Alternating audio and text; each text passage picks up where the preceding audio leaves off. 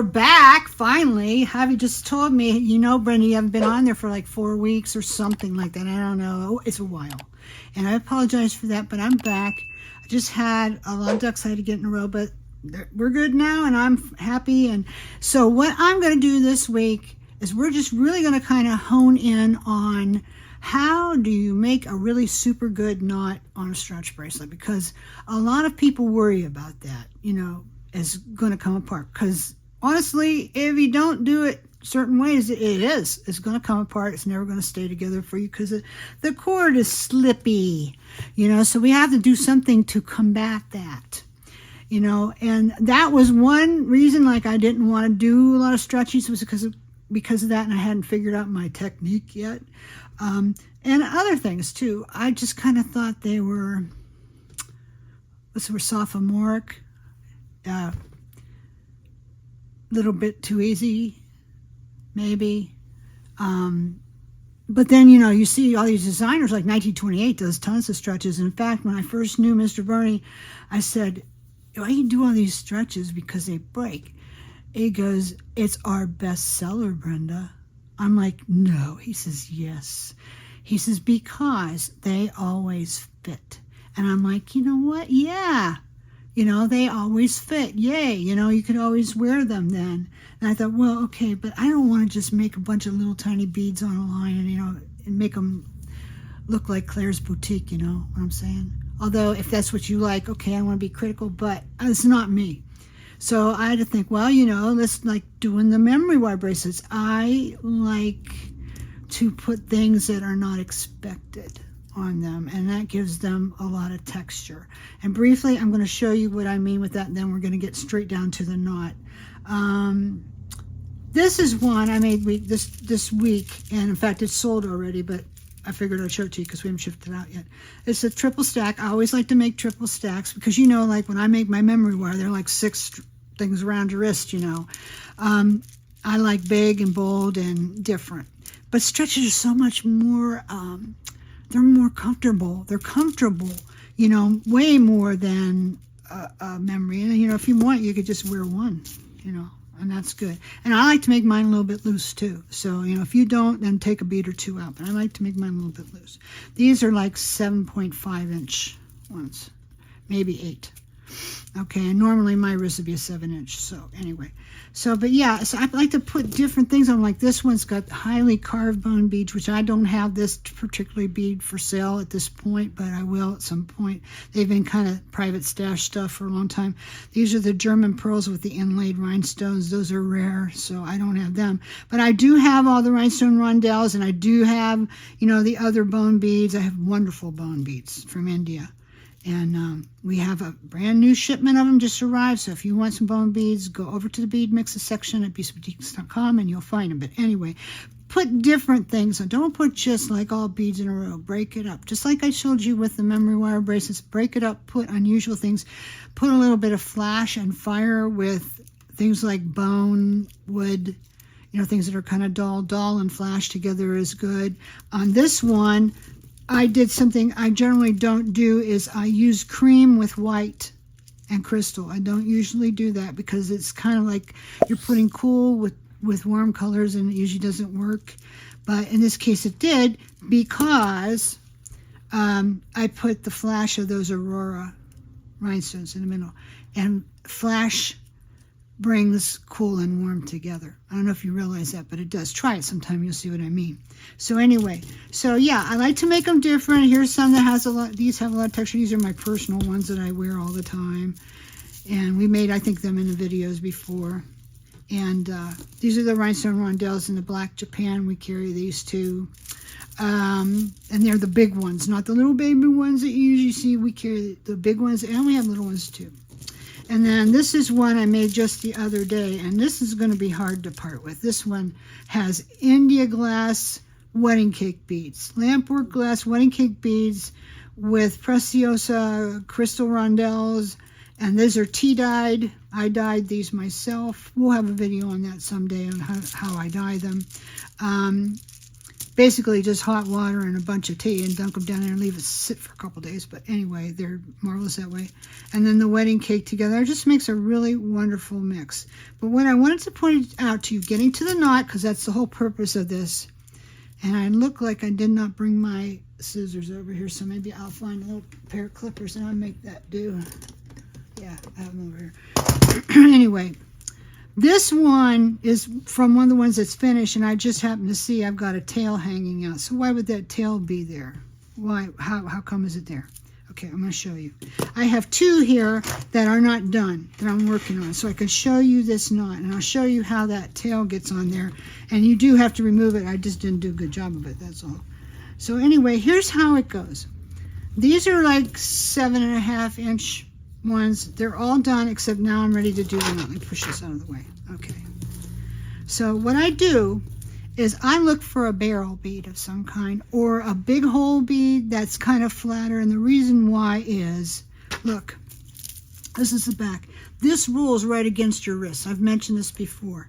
If you have fibromyalgia or anything like that, a round bead will drive you nuts. At least it does me. I can't stand it. I can't even hardly stand, tighter elastic here. So I put the column bead, because then you can thread through it and you can get double knots, which makes it super secure. And this is how that works. Okay, I'm going to use this one because the bead had a little bit bigger hole. You have to find one that's, kind of oblong, and you can do it. It's a big enough hole that you can do this. So let me take it apart. You can see I got one tail this way and one tail this way, and that tightens it, right? But anyway, I'm just going to take one out. And something else I should mention to you, because since we weren't really making these on camera, is you should take your stretch cord, you cut it off, and always cut it like way longer than you're going to use. Like I say, if you want a 7.5, I would cut at least 10.5, 11 inches. So you have plenty of cord. And then what you want to do is you want to go down the line on your cord and just kind of stretch it like this, which I already did. But just to remind you, you got to stretch it a little bit. That just kind of seems to like activate it or something. I don't know, but this is really what you ought to do. Okay, so now next thing I do is I take my one side of my cord, and she's trying to show me where to go. She's trying to tell me where to go, guys. Okay, so you put it through this way. Okay, now what we got to do is we got to take this one, and we got to go through the other way. Don't worry if it comes, it's looser there for a minute while you're working. Sometimes getting the second one through is a little bit fiddly, so just kind of relax with it and ease it through. And here we go. It's coming out the other side. Okay, we're good. Pull it tight. And then this way, this is how I check it to see how I'm going to like the fit. Okay, this is going to be exact because it's still stretching out, but it gives me a really good idea how it's going to be. Yeah, this is going to be good for me. Okay, it'll be good. So anyways, so now I've got them pulled out. Now, this is a little bit fussy, but once you get the first side down, the second one, you're home free. Okay, so we're going to see it if I can do it without it being too fussy. So what I do then is I pull on this one, but I take the other one and I wrap it around. And of course now I got to get it, in front of the bead. I don't want it going over these beads. It's going to tend to want to, because I got little beads at the back. But I got to get this tied. And of course, because I'm on camera, it's going to be fuzzy. It's going to give me a fight. But anyway, I'll get it for the most part so you can see. Oh, you're making a little knot. I'm making a knot here. Yeah, I'm making a knot on one side. I get that pulled up as tight as I can. Now, if I don't get it quite as tight on this end, I can always pull it up on this end. So we're going to be fine. But you can see, did you see how that knot just disappeared right inside that hole? It won't always do that, but if you can get it to do that, you're further ahead, okay? So now what I'm going to do is I'm going to tie the other side, because it'll be easier to get it all pulled together. This is going to be, I might have to pull up on this a little bit. Normally I don't have this kind of trouble, but of course I am today. All right, I'm going to tie the other end. Even if I would end up with a little bit of a loose bracelet this time because, I'm on camera and I'm trying to do it fast and I got a little bead at the end, which I forgot. It's a good look, but sometimes it makes it harder to tie off. Just so you keep that in mind. The chunkier the bead, easier it is to tie off at the end. Okay, so I'm going to pull that through. I don't know what you call this knot. It's just a normal knot. Just a normal knot. Just a normal little knot to me. Now, the stretch magic. Come on, stop fussing with me. Okay, now he's coming through. Got him. Got him, got him, got him, got him. Okay, now I got him tight. Pull him up. Okay. So it's a little bit loose, but then it's not. Till I pull the other beads down. It's pretty good. Am I on camera, Holly? Yep. Mm-hmm. I'm good. Could So you yeah. put a second knot if you wanted to? I'm going to. Oh, okay. I'm definitely going to. Now, here's what I do. If I have enough room, to get back through it again, I go back through it again now. Let's see if I can. Might be able to, might not. If you can't, don't worry about it. It's not, imperative, but it's good if you can. Now, wait. I'm starting to feel it go. Come on, buddy. You can do it. You can do it. Forget it. It's going to take too long. You can see what I mean. I could probably fuss with this and maybe get a reamer or something and get it to go up through. If you can, great. If you can't, don't worry about it. So what we'll do is we'll just pull it up tight, pull these down, get them around there, and we're just going to do it again. I sometimes will do it on both sides 2-3 times and get it going. But the best thing is if you can go back through that back bead again, crisscross is really super good. Okay, so I'm just going to kind of guide it with my finger on that. Okay, now I got it. So what I hope to do is get them to all go up inside. We'll see. Okay, so now I got the other side I want to do.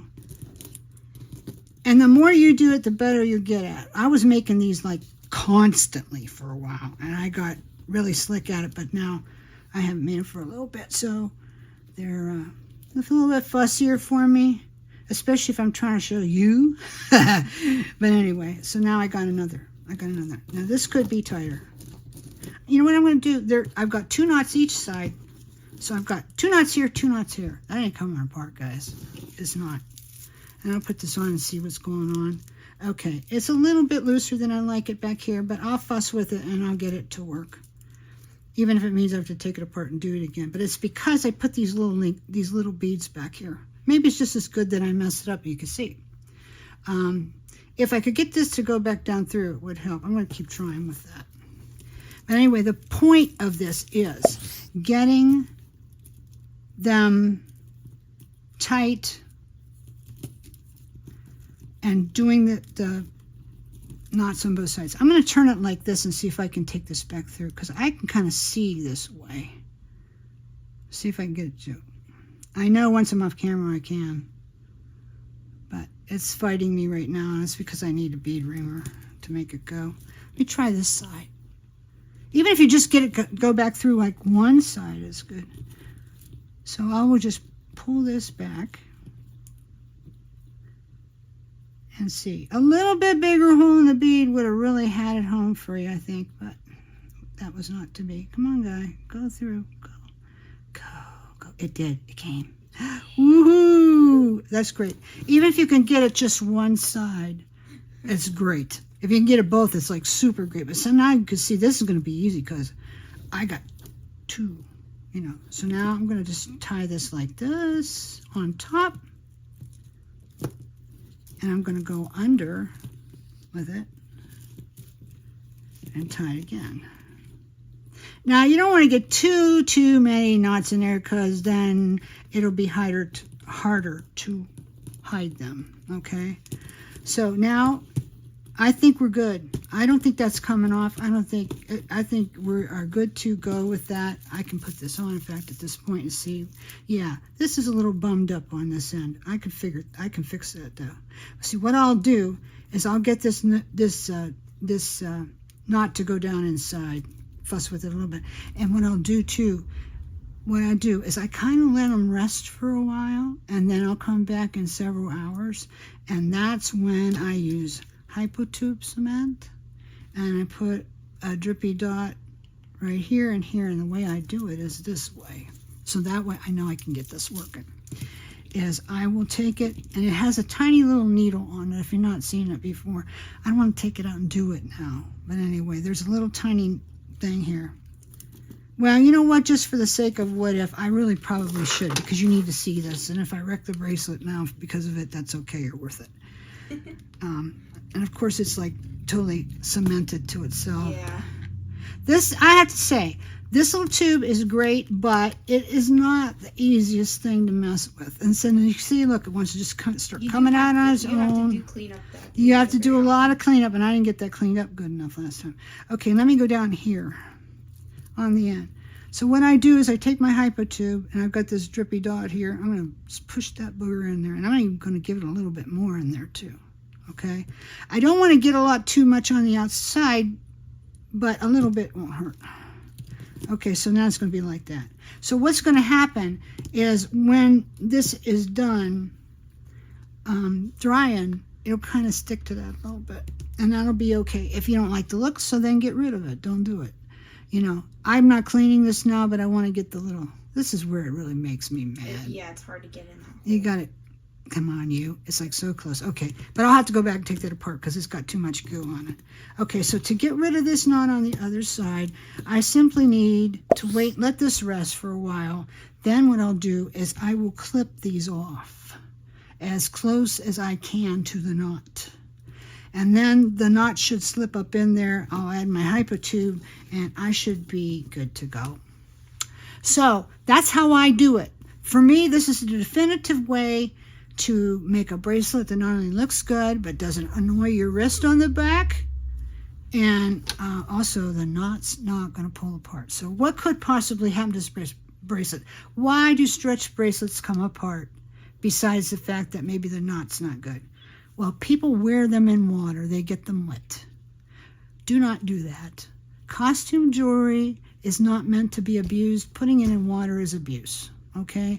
Anything in life is not meant to be abused. Clothing, purses, socks, shoes, home decor, and people. Not meant to be abused, any of that. So if, you know, and if it's abused, then there's problems, okay? So don't abuse your little stretch bracelets. Keep them dry. If you're going to do the dishes, take them the hay off. Don't leave them on, you know, put them aside. You can put them back on later. Make sure they stay dry. Don't jump in the pool. Oh, wow, I forgot I left my stretchy stack on. You know, chlorine is like, it eats everything. Yes. So, you know, you don't want to do that. So, you know, just keep it from getting wet. And then another thing, too, is don't get in the habit of, like, you have this thing on and, like, you're fiddling and fussing, as I'm a fiddler and fusser, and I'm, like, going like this. You know, some people do that. Don't do that because it weakens it. And when you take it off, roll it to get it off if you can. Roll it to get it on. I know I kind of pulled out and want to put it on, but rolling it on and off is the best way. If you do that, your stretchy stacks are going to last for a long, long time. So that's how I do it. Feel free to ask questions, leave me comments. Please subscribe to my channel. I would just love you if you did that. Give me a thumbs up too. That makes me love you even more. No kidding, it does. It means a lot to me. This makes my day, makes me feel like being a content creator is a worthwhile thing because people like what you do and they show you they appreciate it. So if you can do that, that'd be great. Come back next week and we'll have something brand new for you. And in the meantime, go have some fun. Make some stretchies. Bye. Bye.